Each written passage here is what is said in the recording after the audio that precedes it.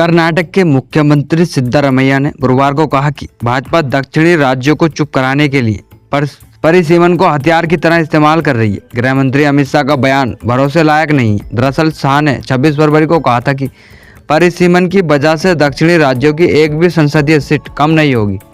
सिद्धारमैया ने कहा कि अगर केंद्र सरकार सच में दक्षिणी राज्यों के लिए निष्पक्षता चाहती है तो गृह मंत्री बताएं कि परिसीमन जनसंख्या के आधार पर होगा या नहीं। लोकसभा सीटों की वर्तमान संख्या के आधार पर होगा परिसीमन। जनसंख्या के हिसाब से हुआ तो दक्षिणी राज्यों के साथ घोर अन्याय होगा। दक्षिणी राज्यों में लोकसभा सीटें या तो कम होंगी या उनमें कोई बढ़ोतरी नहीं होगी, जबकि उत्तरी राज्यों को ज़्यादा सीटें मिलेंगी। कर्नाटक में लोकसभा सीटें 28 से घटकर 26 रह जाएंगी। इसी तरह आंध्र प्रदेश की सीटें 42 से घटकर 34, वहीं केरल की 20 से घटकर 12 और तमिलनाडु की 39 से घटकर 31 रह जाएंगी। वहीं उत्तर प्रदेश में लोकसभा सीटों की संख्या 80 से बढ़कर 91 और वहीं बिहार में 40 से 50 और मध्य प्रदेश में 29 से 33 हो जाएंगी। यह अन्याय नहीं है तो क्या है?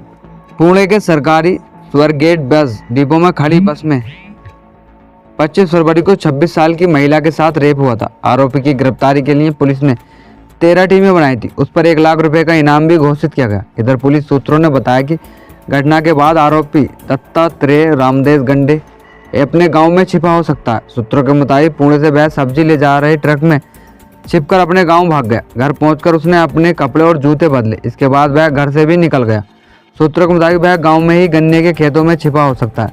पुलिस ड्रोन और खोजी कुत्तों की मदद से उसकी तलाश कर रही है। गन्ने की फसल 10 फीट ऊंची है और उसके झाड़ घने, इसलिए पुलिस खेतों के अंदर खुद जाकर सर्च कर पाने की स्थिति में नहीं है। उधर घटना के बाद महाराष्ट्र के ट्रांसपोर्ट मिनिस्टर प्रताप सरनाइक ने असिस्टेंट ट्रांसपोर्ट सुपरिटेंडेंट और बस डिपो मैनेजर के खिलाफ विभागीय जांच के आदेश दिए। उन्होंने कहा कि दोषी पाए जाने पर इन्हें सस्पेंड किया जाएगा। उन्होंने बस डिपो पर तैनात पुराने सुरक्षा कर्मियों को हटाने का भी निर्देश दिया है। देश में पहली बार पालतू बिल्लियों में भी बर्ड फ्लू। छिंदवाड़ा में बर्ड फ्लू से पालतू बिल्लियों की मौत के बाद चिंता बढ़ गई। प्रशासन ने इसे लेकर अलर्ट जारी किया। 30 दिन के लिए मटन, चिकन और अंडों की खरीदी बिक्री पर पाबंदी लगा दी गई है। साथ ही संक्रमित क्षेत्र की सभी मटन और चिकन की दुकानों को सील कर दिया गया। दरअसल जिले में पिछले दिनों करीब 18 बिल्लियों की मौत हो गई। इसके बाद 15 जनवरी को 4 और 22 जनवरी को 3 बिल्लियों के सैंपल लेकर जांच के लिए Pune national institute of virology भेजे गए थे। 31 जनवरी को आई रिपोर्ट में इनमें से 2 पालतू बिल्लियों के sample H5N1 bird flu positive मिले। देश में ऐसा पहली बार है जब घरेलू बिल्लियों में बर्ड फ्लू पाया गया है। मृत बिल्लियों को कच्चा मांस जिन दुकानों से खिलाया गया था, उन दुकानों को बिक्की चिकन सेंटर और नॉवेल्टी सेंटर के यहाँ सैंपलिंग के गई, इसमें बर्ड फ्लू की पुष्टि हुई है। प्रभावित क्षेत्र में प्रोटोकॉल का पालन कर संबंधित क्षेत्र में मटन, मुर्गी और अंडों को नष्ट किया गया था।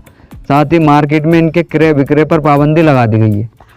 दिल्ली विधानसभा के बाहर गुरुवार को आम आदमी पार्टी आप के 22 विधायकों ने 6 घंटे से ज्यादा प्रदर्शन किया। यह सदन से निलंबन का विरोध कर रहे थे। दरअसल 25 फरवरी को एलजी के अभिभाषण के दौरान आप विधायकों ने नारेबाजी की। इसके बाद स्पीकर विजेंद्र गुप्ता ने 22 विधायकों में से 21 को 3 दिन के लिए निलंबित कर दिया था।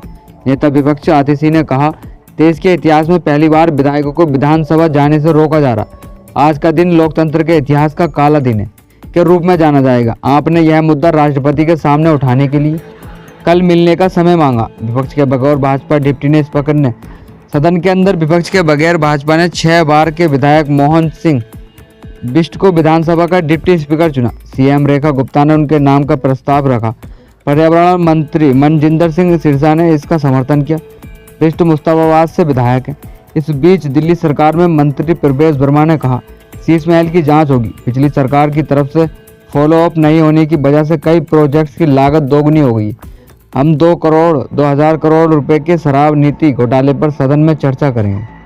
केंद्रीय कैबिनेट ने वक्फ संशोधन विधेयक को मंजूरी दी है। मीडिया रिपोर्ट्स के मुताबिक 19 फरवरी को हुई बैठक में बिल को कैबिनेट की रजामंदी मिल गई थी। संसद के बजट सत्र के दौरान हिस्से में सरकार इसे पेश कर सकती है। बजट सत्र का दूसरा हिस्सा 10 मार्च से 4 अप्रैल तक चलेगा। ज्वाइंट पार्लियामेंट्री कमेटी जेपीसी की रिपोर्ट के आधार पर वक्फ बिल का नया ड्राफ्ट तैयार किया गया। इससे पहले बजट सत्र के पहले चरण में 13 फरवरी को वक्फ बिल पर जेपीसी की रिपोर्ट संसद में पेश हुई थी। विपक्ष ने रिपोर्ट को फर्जी बताया था।